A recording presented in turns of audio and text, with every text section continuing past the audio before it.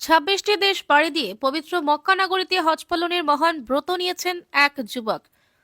উত্তরবঙ্গের কোচবিহার জেলার এক যুবকের অসাধ্য সাধনের সংকল্প এখন নজর কেড়েছে সর্বত্র। কোচবিহার জেলার মাথাভাঙা থানা এলাকায় 26 বছর বয়সী যুবক মসজিদুল হক পায়ে হেঁটেই বিশ্বের 26টি দেশ পাড়ি দিয়ে পবিত্র মক্কা নগরীতে হজ পালনের মহান ব্রত নিয়েছেন।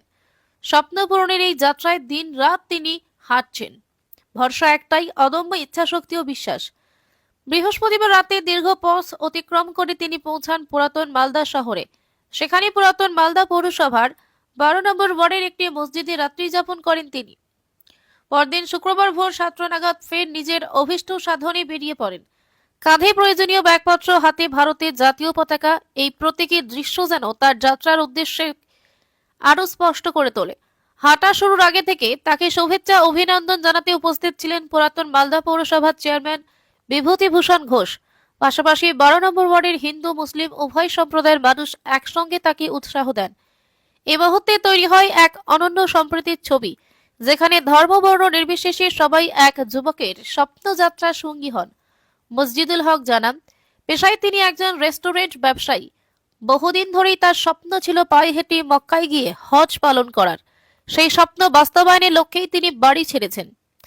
কোচবিহারের মাথাভাঙা থেকে যাত্রা শুরু করে ধাপে ধাপে এগিয়ে চলেছেন।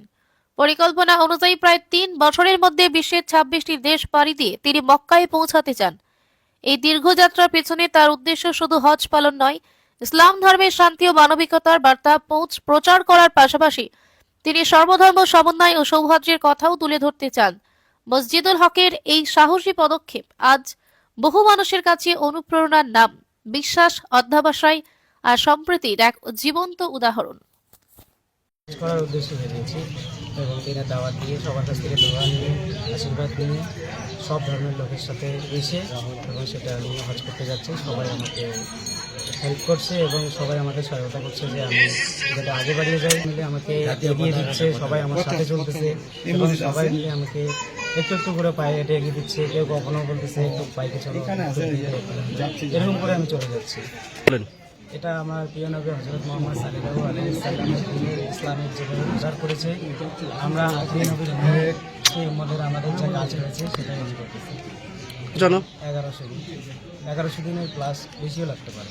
কটা দেশ পেরোতে হবে আপনাকে? মোটামুটি 26টা দেশ। কি যে আপনি আপনার সাজ ঠিক আছে, তো ব্যাগে আপনার জাতীয় পতাকা রয়েছে, এটার উদ্দেশ্যটা কি?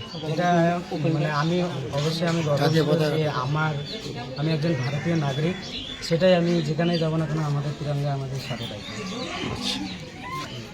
সমাজকে কি বার্তা দিতে চান?